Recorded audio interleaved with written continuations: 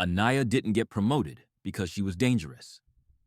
She got promoted because Mark Ellis believed danger only came from people who looked like him. The announcement went out at 8:17 a.m. Senior Manager.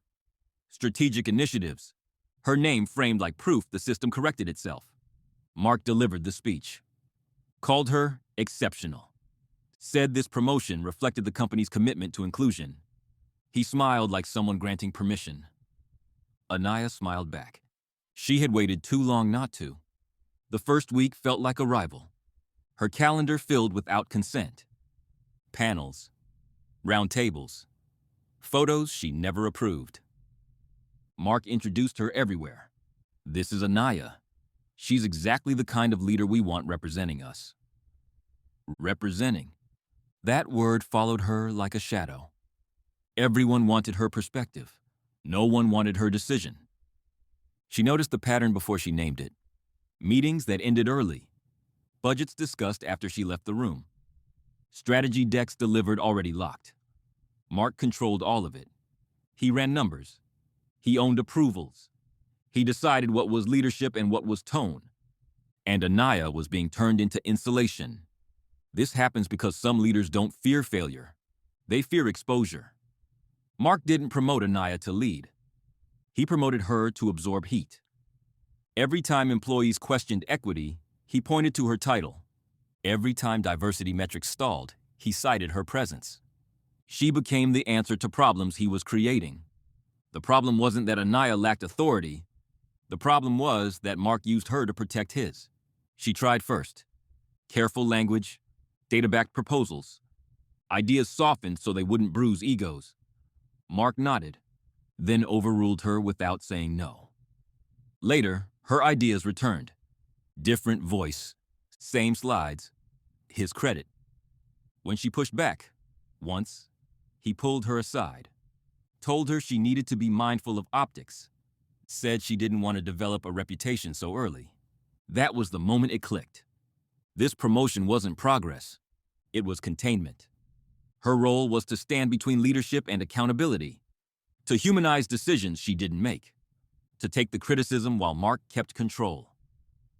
The anger came late, not loud. Exact. Anaya stopped asking how to be included.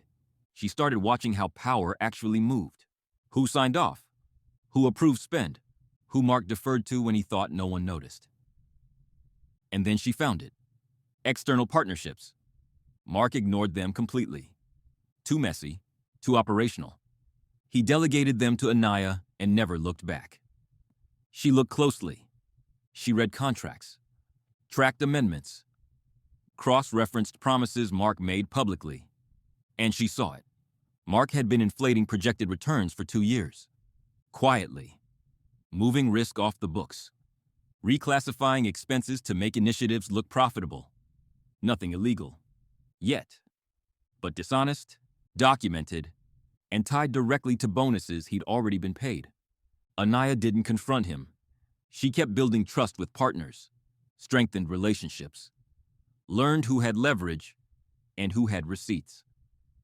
When Mark announced a new flagship initiative to the board, another glossy promise built on the same manipulated assumptions, Anaya didn't challenge him. She waited. 3 weeks later, a partner asked why the numbers Mark presented contradicted contractual realities Anaya managed. The question came in writing. Copied to legal. Copied to finance. Mark panicked. He called her into his office. Closed the door. Asked her what she thought she was doing. He implied she misunderstood. Suggested she'd gone outside her scope. Reminded her who had hired her. Then HR appeared on her calendar. For a moment, it worked. Leadership hesitated. Anaya felt the ground shift. Then the partners replied again.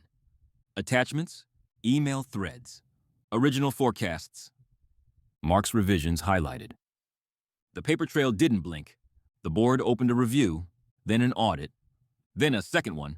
Mark blamed misalignment, then miscommunication, then Anaya. But the math didn't care. His initiative collapsed first, then his credibility, then his protection. He was placed on leave, then quietly terminated. Bonuses clawed back. Name removed from decks like he'd never been there. No announcement, no explanation, just absence. Anaya wasn't celebrated. She was investigated, questioned, examined line by line, and she stood. Because she hadn't exposed Mark emotionally, she'd exposed him operationally. When leadership needed someone to stabilize partner trust, they didn't debate. They already knew. They needed Anaya. The promotion that followed wasn't public. No panels, no speeches. Just authority, budget control. Final sign-off. When Anaya passed Mark's old office, the nameplate was gone. The door open. Empty. She didn't feel triumphant. She felt finished. Finished being decorative. Finished being careful. Finished protecting men who built power on distortion. The promotion had worked exactly as designed, just not for him.